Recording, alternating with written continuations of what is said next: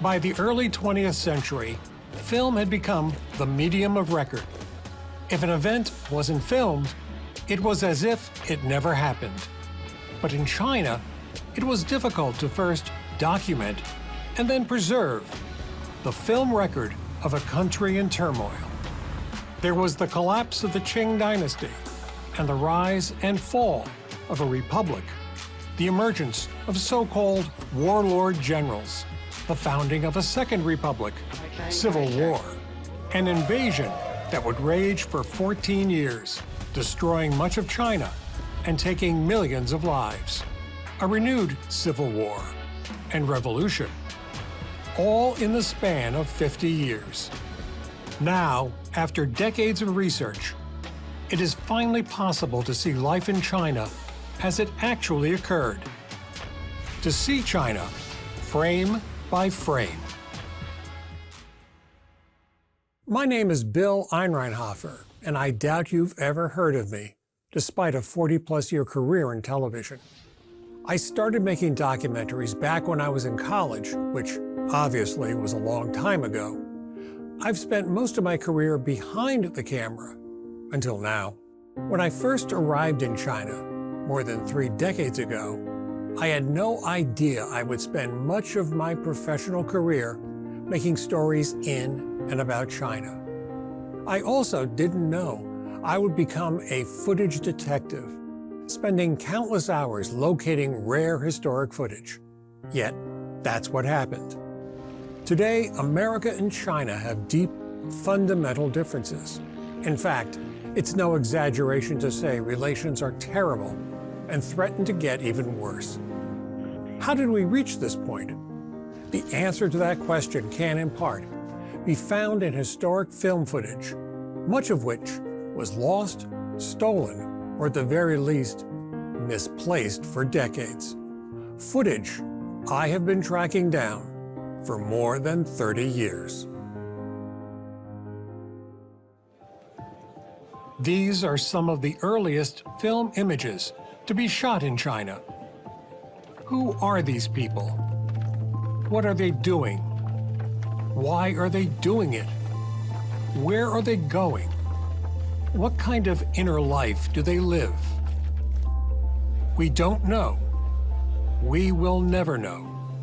Foreigners shot most of the footage from this era. They likely didn't speak or write Chinese and had a limited understanding of the local culture. Yet it is still possible to recognize authentic elements of Chinese life. Even if those films are sometimes mischaracterize the events, you can find some valuable things in that. It was the rare foreign film that captured Chinese life as it was, life that ebbed and flowed, just as it did in other societies. Events that mirrored the emotional lives of the Chinese people themselves, as opposed to what Westerners saw as strange and exotic. Yet, foreigners didn't have a complete monopoly when it came to filmmaking.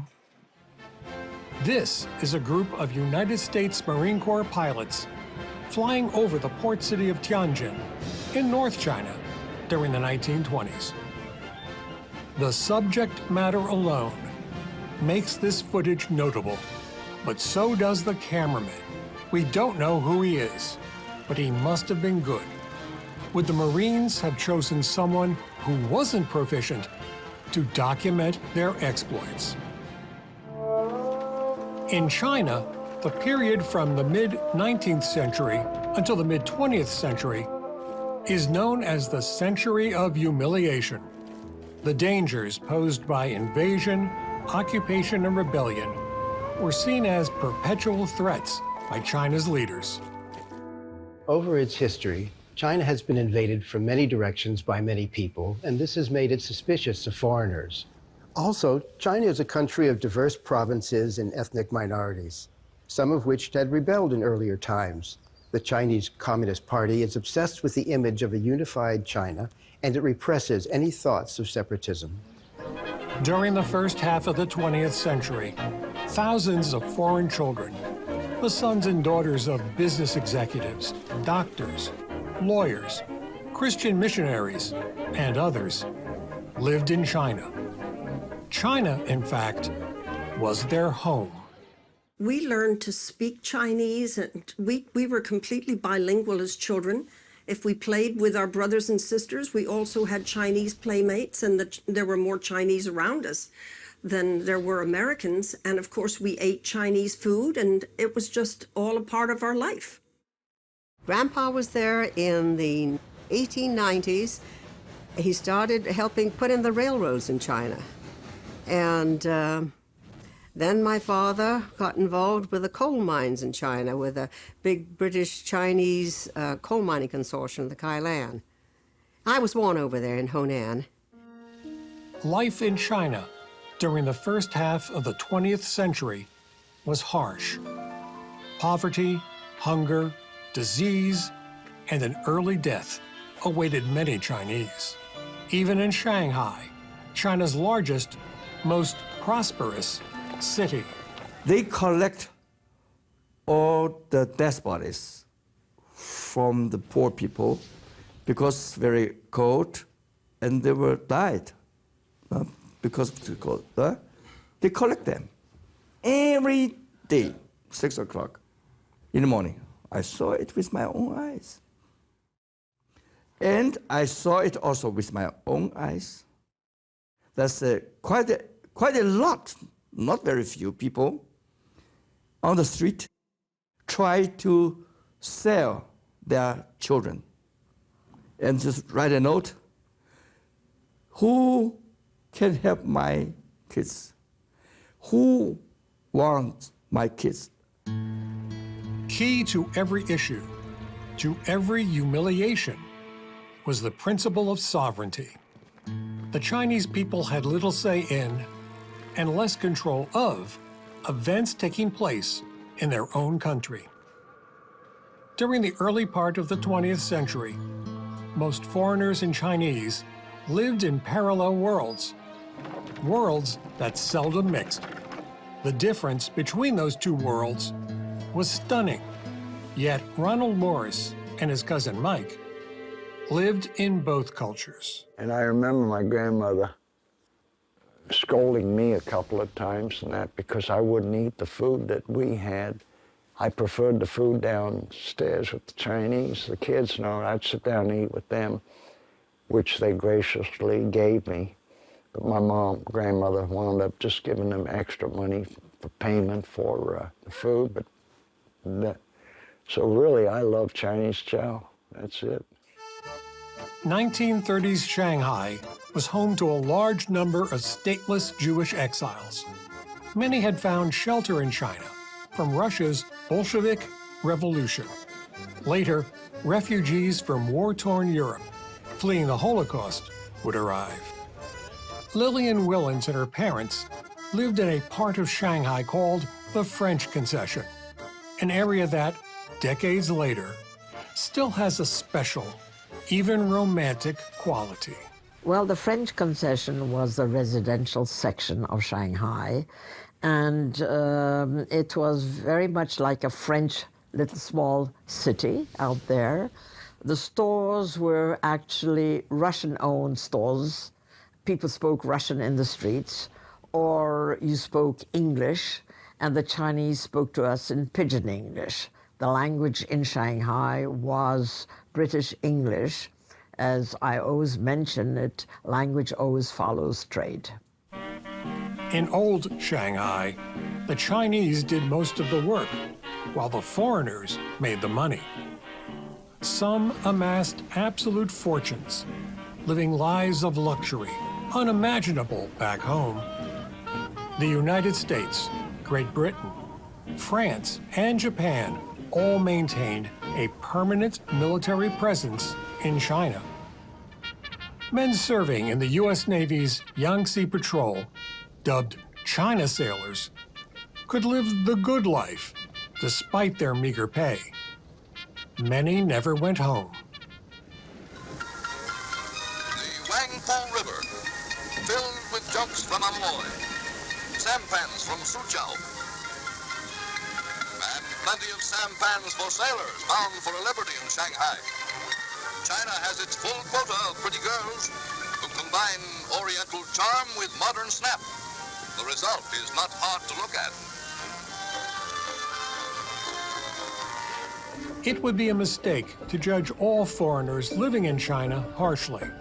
Many were committed to saving souls and saving lives, like those who served at a Presbyterian mission in a northern Chinese town, then called Weixian. In a place of desperate poverty, proper medical care was the difference between life and death. There were even holidays which might be called Christmas with Chinese characteristics. Thomas Dunn was a physician as well as a leader in Shanghai's American community. He'd been in the Navy in the First World War and just got interested in China and thought he'd just spend a couple of years there before going back to California, which is where he was from. But he liked it so much that my mother, whom he'd known in college, she came out and they were married in the Philippines and then moved to Shanghai, where he set up practice and was a very, very busy doctor and a very sweet man, so he had a lot of patience, Whatever advantages foreigners enjoyed, wealth, status, servants, they still succumbed to the same endemic diseases that killed millions of Chinese. They ended their days in a special foreigners section of one of Shanghai's largest cemeteries. Today, their graves are seldom, if ever, visited. So-called newsreels, short films usually shown in theaters, were the only way to actually see the news before the arrival of television. Often sensational, the newsreels told stories with what today might be called attitude. They also exhibited a kind of casual racism, slurs, insults, paternalism that is astounding by today's standards. Arriving in modern steam freighters, the cars are swung into waiting river junks, among the oldest type of boats known to man. There seems to be no great rush. The coolies are philosophical about it all. This isn't the regular assembly line. The Chinese very courteously insisted on bringing their work out of doors, so we'd be sure they had nothing up their sleeve. Look, a sale already. Another satisfied V8 owner. When China's last imperial dynasty, the Qing Dynasty, collapsed in 1911, the country was plunged into chaos. It saw the rise of what the West termed warlords. Regional leaders with their own armies, hungry for personal power. Sun Yat-sen, the founder of the Kuomintang, or Nationalist Party, didn't live long enough to see it come to power. His successor, Generalissimo Chiang Kai-shek, participated in a united front effort with China's then small Communist Party. One of its members was a former college librarian named Mao Zedong. But in 1927, Chiang Kai-shek violently ended the United Front, ordering the execution of thousands of communists. Years later, the communists would take revenge on rural landlords and so-called rich peasants. In September 1931, the Imperial Japanese Army occupied 3 provinces in northeast China, an area often called Manchuria. An incident was staged as an excuse for a massive Japanese military invasion. This is the time that the Japanese were very worried about a number of things, including the sustainability of the Japanese empire. They were worried about shortages in oil, in other sorts of supplies. They were also worried about the fact that they have too many people. They needed new space, especially for their farmers to live. And they had been competing with China as well as the Soviet Union for influence in Manchuria. And Manchuria was the most industrialized part of continental East Asia. And so they wanted to move in there. During January 1932, the Imperial Japanese Navy sent troops ashore in Shanghai, allegedly to protect Japanese economic interests and civilians. Chiang Kai-shek largely avoided confronting the Japanese troops, who were occupying ever more territory in China, concentrating instead on his communist rivals. Not until he was kidnapped in 1936 and facing death would he agree to a second united front with a now larger, but still relatively small, Communist Party. The stage was set for China to finally confront the Japanese invaders. 就像您所说的，卢沟桥边一个日本的士兵所失踪了，其实那一天他是拉肚子了，所以等到他完事了以后，他的部队已经往前走，所以后来这个士兵是回队，这个找到了没事，但是日本就此发动了一个事变。那么这个事变到了7月底，它变成一个很大的事件，也就是北平和天津相继被占领。到了8月初，中国政府决定要抵抗了，所以这就是一个背景。这个抵抗是从上海开始。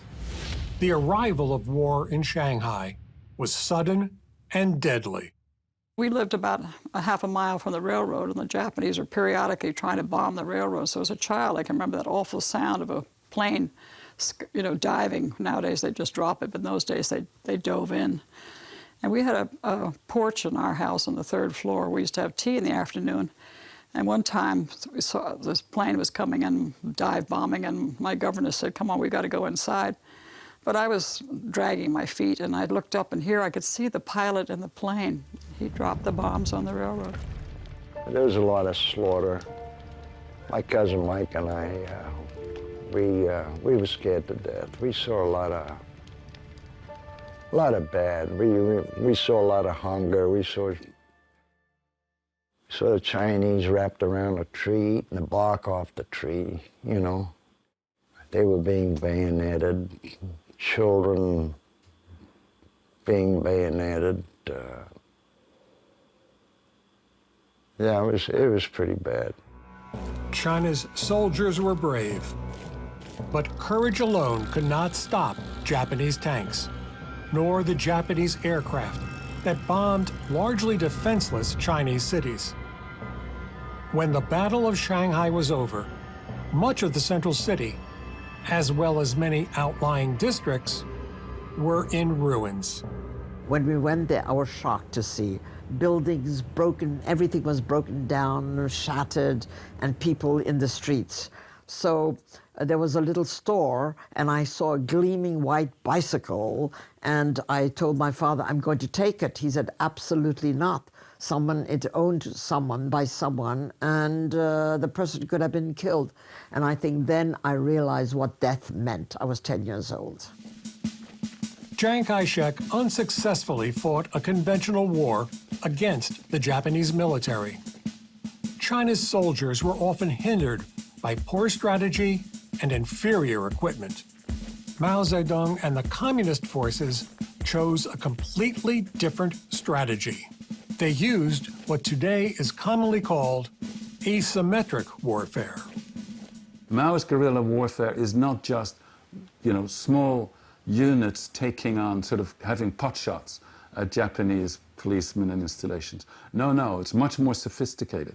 It is going into the rear of the Japanese, building up these base areas with new government, new laws, sometimes new currencies, sustaining a Red Army, Eighth Route Army as it's called at this time, that can operate outside of the base, but also local guerrilla forces, local militia, and sort of middle-level units that can operate throughout that base area. It is impossible to overemphasize the impact of Japan's military occupation. Millions of people fled to Western China. Every family has a story. It is how Beijing-based journalist Melinda Liu's father met his future wife. He and my mother, they actually were both at Tsinghua University.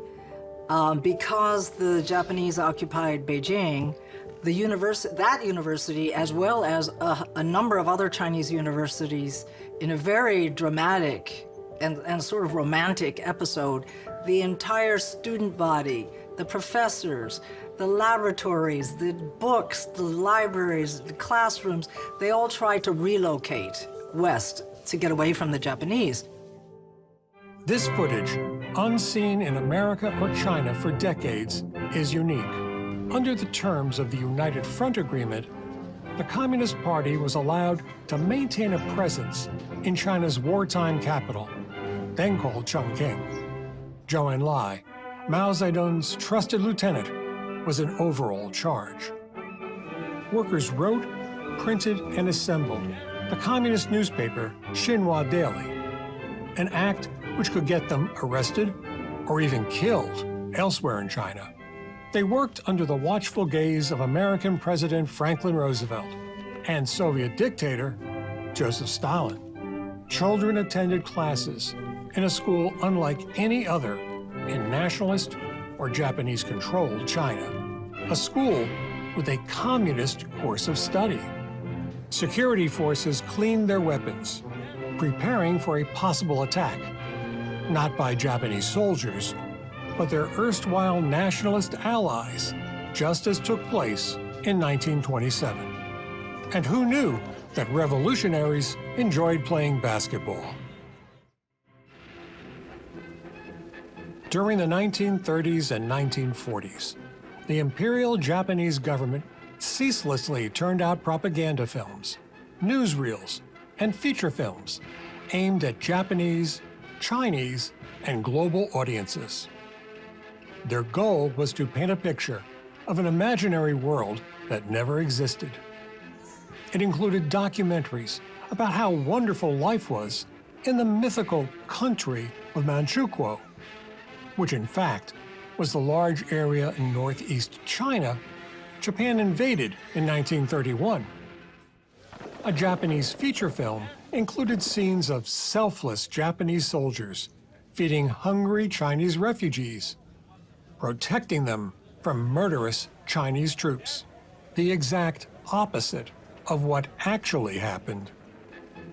English language presentations were aimed at convincing American audiences that only benevolent Japanese rulers could administer a fractious and fractured China.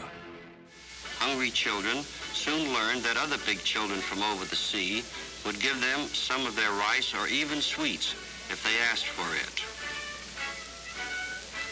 While long rows of peasants waited, basket in hand, old Granny would get her cigarette too.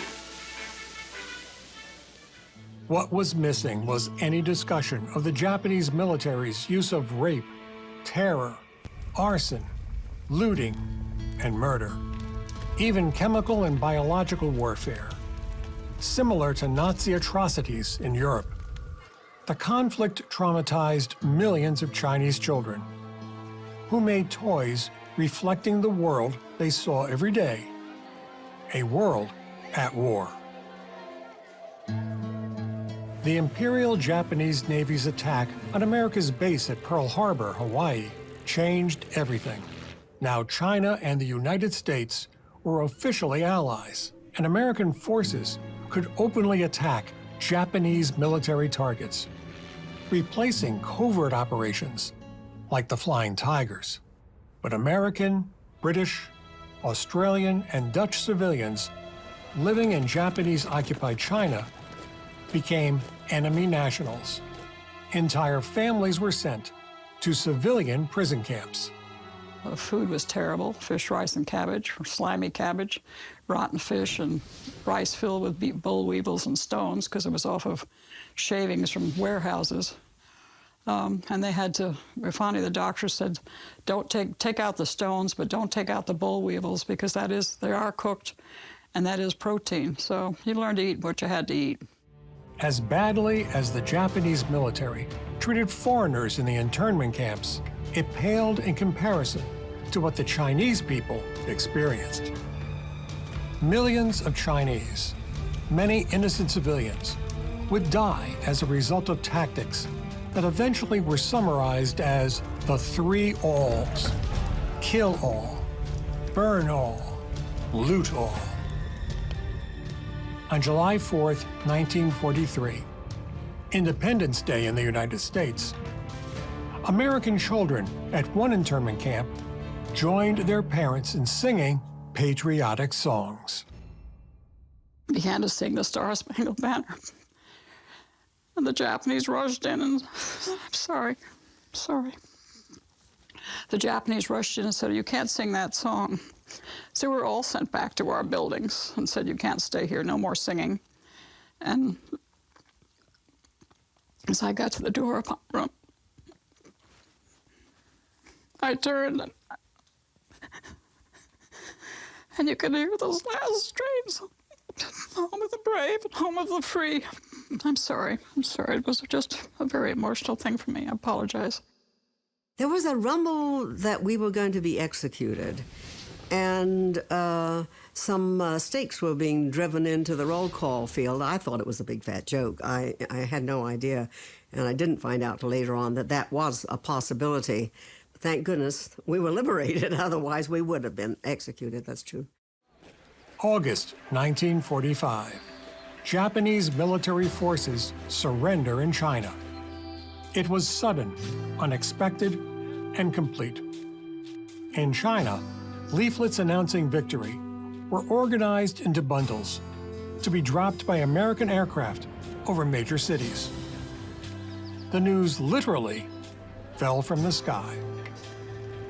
In Shanghai, there was a parade. With the fighting over, China could finally enjoy the benefits of peace.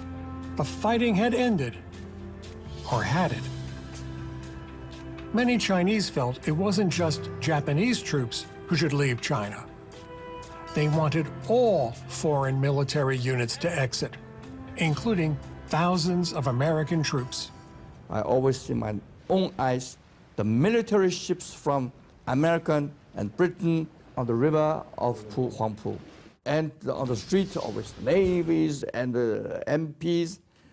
I said, ask me why the Japanese have left us. And why you come here? What for? Understand me? I ask me why. Because I said, this is our fatherland. This is my own land. We do not need other help. General George C. Marshall, the recently retired U.S. Army Chief of Staff, was sent to China to negotiate the establishment of a coalition government incorporating both the nationalists as well as the communists. According to American newsreels, Marshall was able to do the impossible, brokering a ceasefire between the communists and the nationalists, ending China's civil war. Those newsreels were wrong. With the initial support of the Soviets, the Chinese Communist Party gradually gained the ability to wage guerrilla war against the government of Chiang Kai-shek. After Japan's surrender, the U.S. attempted to reconcile the parties, but Mao's support amongst the peasants had grown, and his demand to share power went far beyond what Chiang could accept. Therefore, China's civil war resumed. The Soviet Union, in the final days of the war, had occupied northeast China. And besides putting their own imprint on the region, all of the military equipment surrendered by the Japanese was given to the communist forces. On paper, the KMT, the nationalists, looked unbeatable. In fact, the CPC, the communists, were stronger. Chiang Kai-shek had lost the faith of the Chinese people. Since 1937, a scorched earth policy condemned the vast majority of the Chinese people who could not follow the retreating KMT troops to live in a ruined wasteland. As many as 900,000 Chinese died in 1938, when Chiang Kai-shek had dikes holding back the Yellow River destroyed, hoping it would stop oncoming Japanese troops. It only delayed them. By 1946, China was in political and economic chaos. there was triple-digit inflation. Only the black market merchants seemed to be making money. As the months went by, nationalist forces were repeatedly defeated, battered and demoralized. Eventually, most were in full retreat, often abandoning their heavy weapons and equipment. Even more critical, it was now clear that Chiang Kai-shek was a terrible general. His chief opponent, Communist General Lin Biao, had been brilliant in the fight against Japanese forces.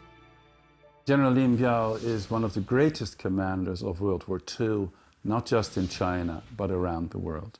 He was a great tactician, a great leader of men, obviously, and he would defeat the nationalists later on during the Civil War in Manchuria. And then I think it's absolutely amazing. He took his forces all the way from Manchuria through China and ended up in Hainan. In October 1949, a new country was born, the People's Republic of China. In the spring of 1972, American President Richard Nixon arrived in China.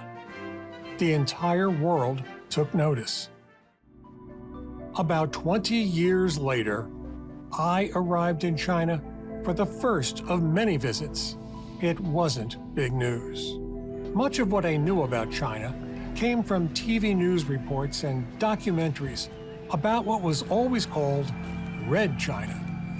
Often, it was hard to know what was going on, let alone why it was happening. Of course, the CIA wasn't having much luck either. I had no idea that there wasn't a single Chinese cuisine, but many, none of which included things like chop suey and fortune cookies. Just like an early 20th century foreign cameraman, initially, I shot footage of anything and anyone, even when I wasn't quite sure what I was looking at. But gradually, I began to work it out, or more accurately, the local production people I worked with explained things to me. And that is how I truly discovered China.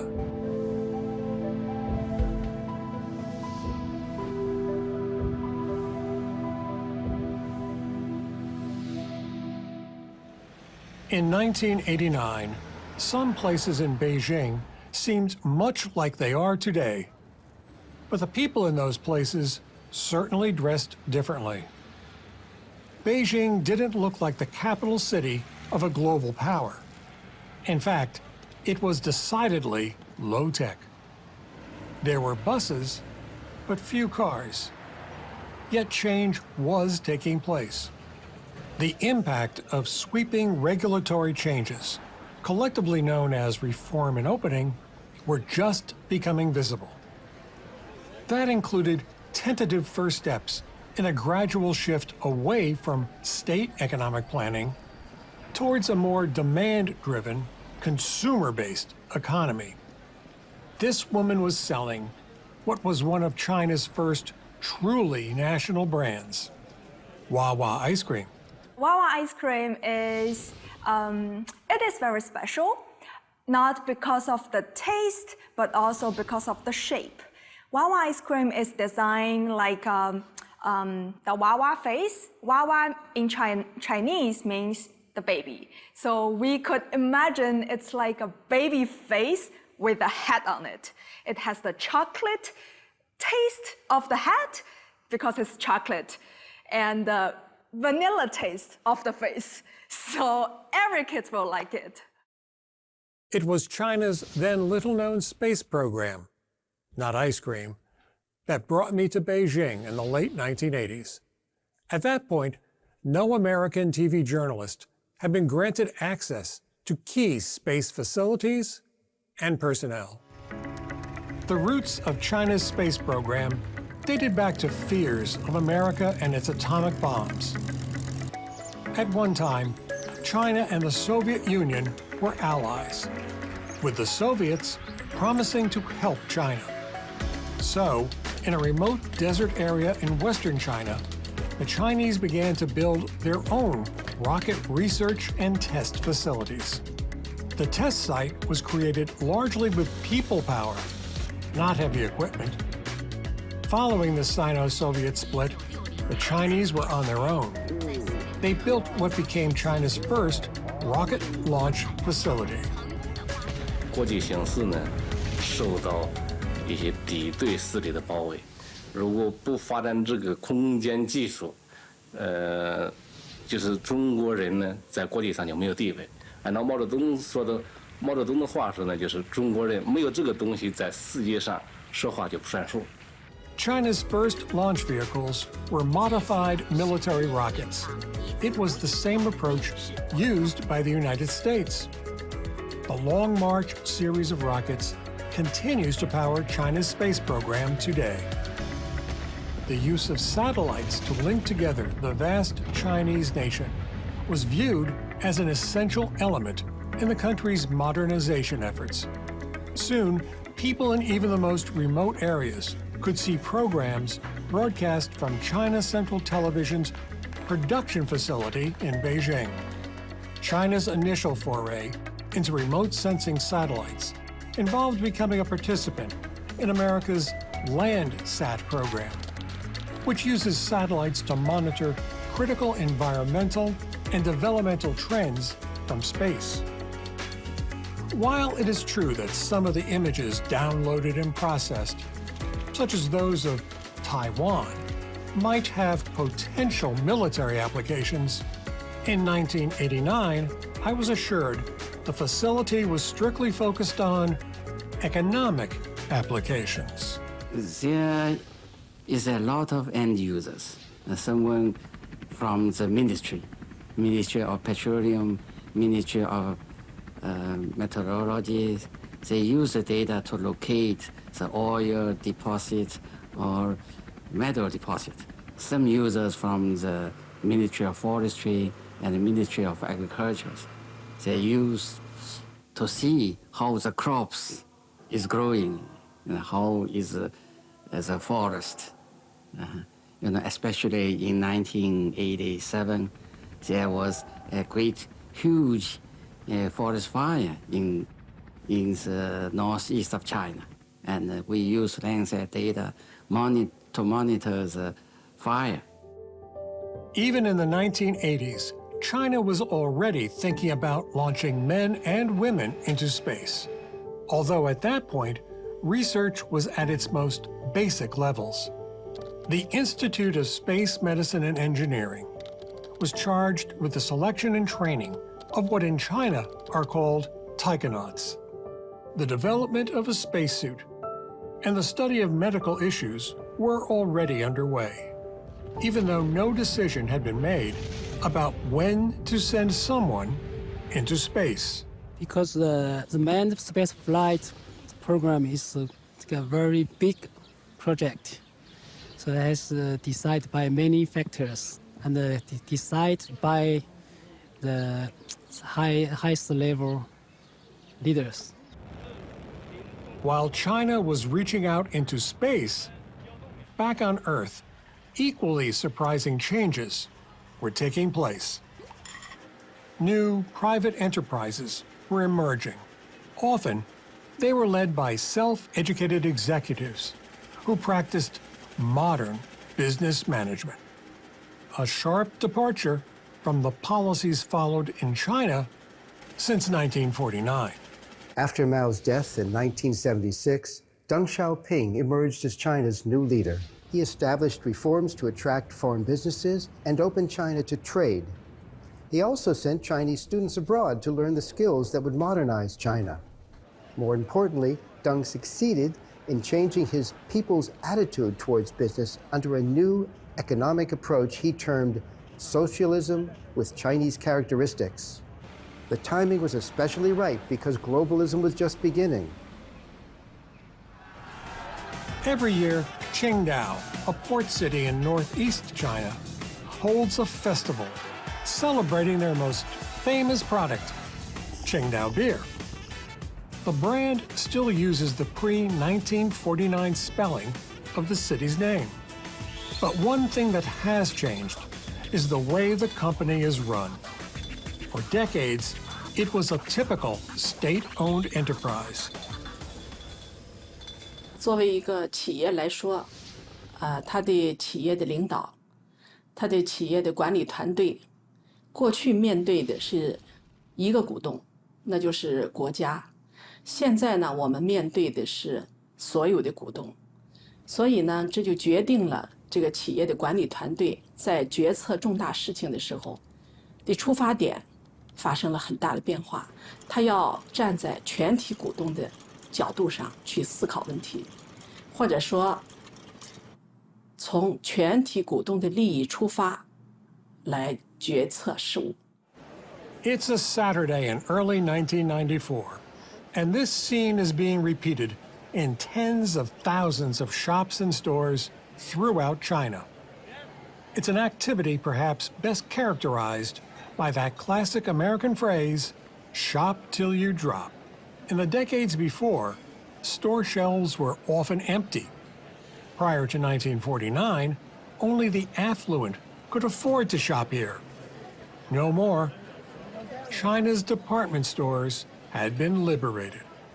By the 1990s, an emphasis on market forces supplemented, but never totally replaced, central planning.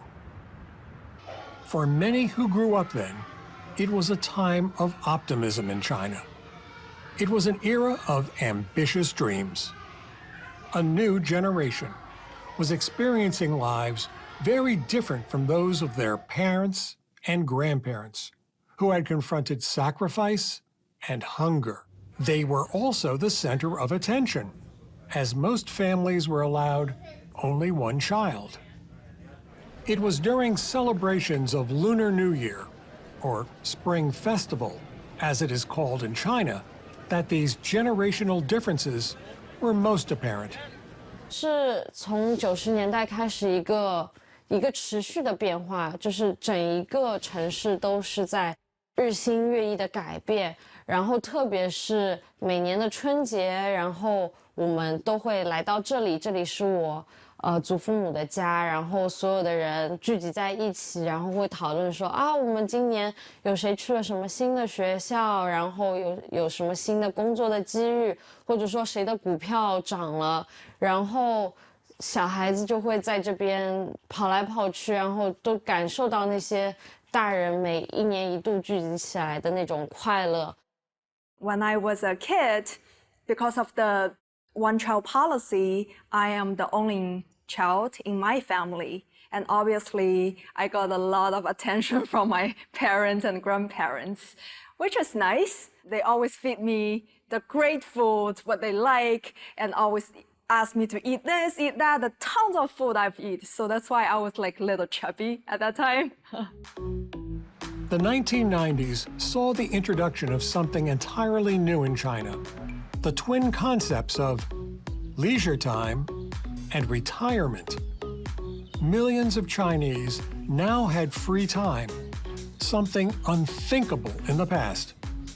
And they had the financial resources necessary to splurge on non-essentials, which then became essentials, like a family car. Shanghai Volkswagen is a joint venture company set up by the Shanghai city government and Volkswagen AG of Germany. In the 1990s, its main assembly line churned out a model known as the Santana. And, at least in TV commercials, it was emblematic of a new lifestyle. Working in China, I found myself playing a wide range of roles. I covered the news, like a public service campaign, encouraging parents to teach their children how to swim. Other times, I was the news, for reasons that weren't always clear. But there certainly were times when I felt very uneasy. The People's Liberation Army Air Force Museum includes exhibits that look similar to its American counterparts. Only here, America is the enemy. During the Korean War, American pilots painted red stars on their aircraft for each Chinese plane shot down. The Chinese did the same for each American killed. That has a special meaning to me, given my nephew is an American fighter pilot. Yet, I also saw former Chinese Air Force pilots training for an entirely new mission as commercial airline pilots. These days, there is no shortage of glamour throughout China. But not everyone gets to go to the party. Millions of migrant workers powered China's economic miracle. They streamed into China's coastal cities, lured by salaries far above anything they could ever earn in the countryside. But they pay an emotional price for this prosperity. Many can only go back to their home villages once a year for Spring Festival. Only then can they briefly see their families. On the eve of the Lunar New Year, believers from throughout Shanghai gather at the Longhua Buddhist Temple to make offerings to the temple's deities. These people are here to burn the first incense of the new year. Many of these believers are the same people who are helping to power China's economic modernization. Like Shanghai itself, they are rooted in history, yet forever changing. 每年都来的龙华，这个是我们中国人过年的一个传统，是吧？大年初一祈求新的一年，这个国泰民安，是吧？全家人身体健康，新的一年事业更加顺利，是吧？所以我们每年都选择到这个地方来。Outside, migrants who live in Shanghai but can't afford to enter the temple offer their own prayers. Inside, those wealthy enough to make large contributions are allowed to ring the sacred temple bell. China doesn't have a single past. Rather, there are multiple pasts. Israeli photographer Devir Bargal leads what is probably Shanghai's most unique tour.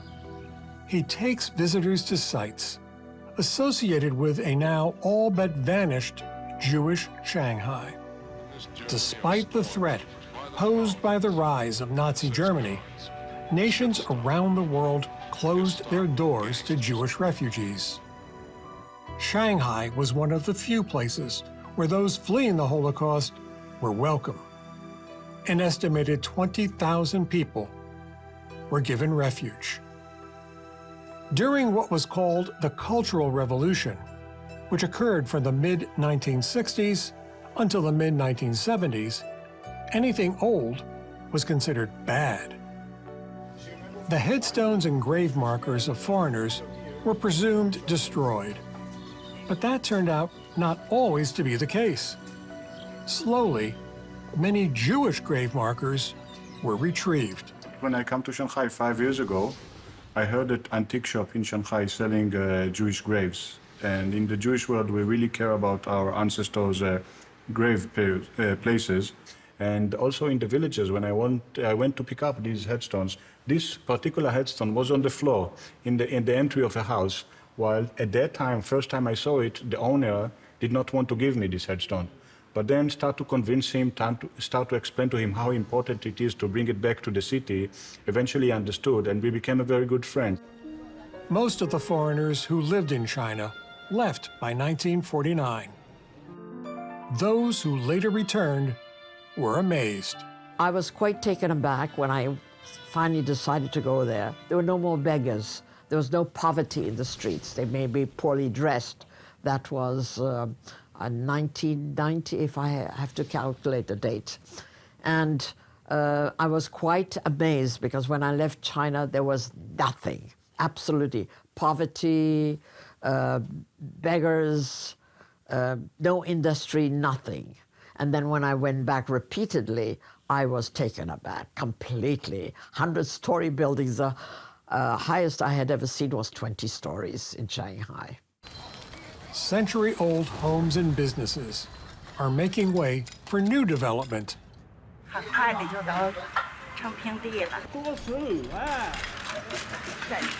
住了那么100多年了，我看着这个，说挺心疼。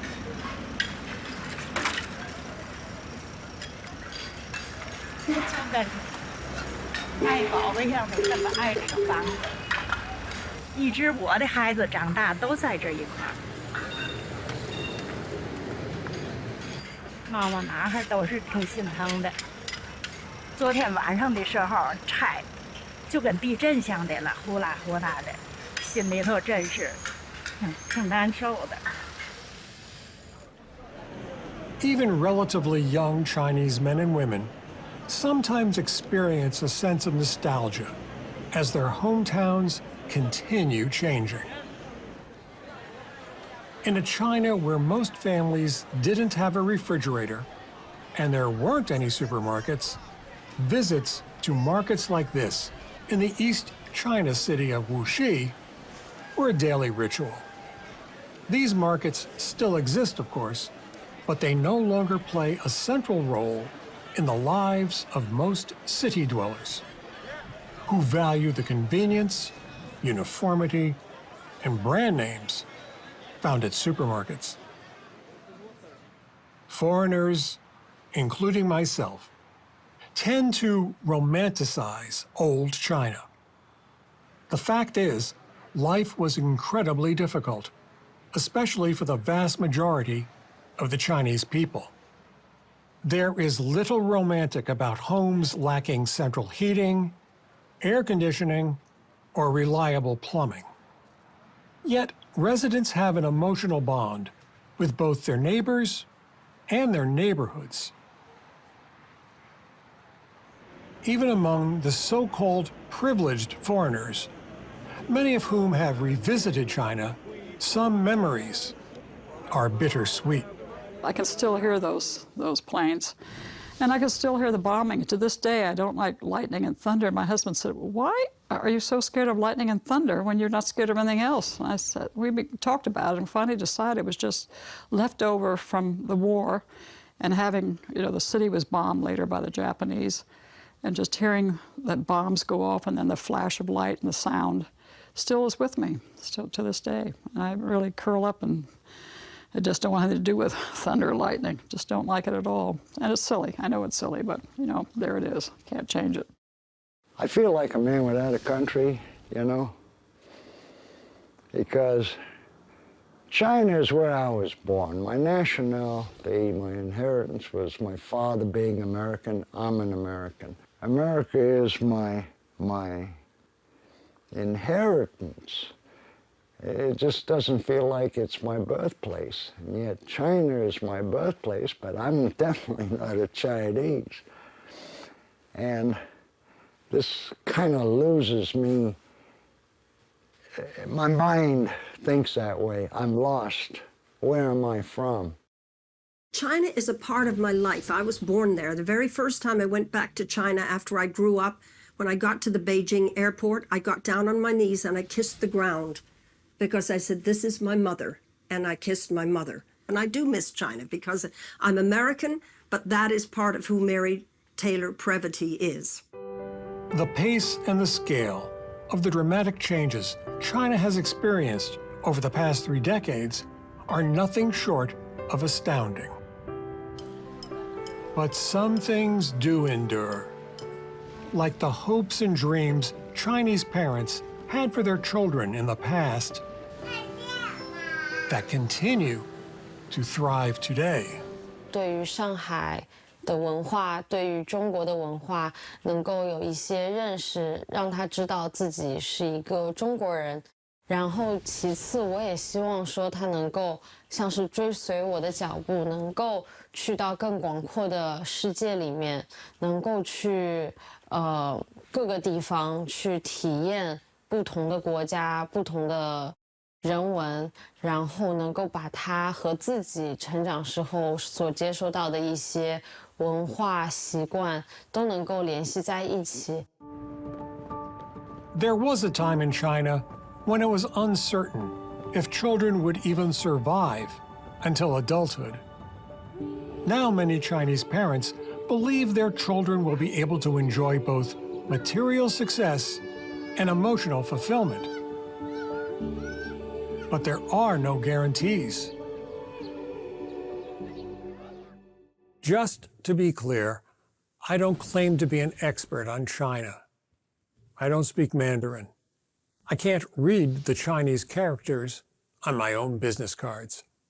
And while I have an understanding of China's past, I can't make any predictions about its future. Still, over the course of more than 30 years, I have interviewed countless people in and about China. Many were kind enough to share their personal stories with me. When I travel through China, I often have other people's memories in my head. Sadly, many of those people are gone, but their stories live on through me. And now they live on through you as well.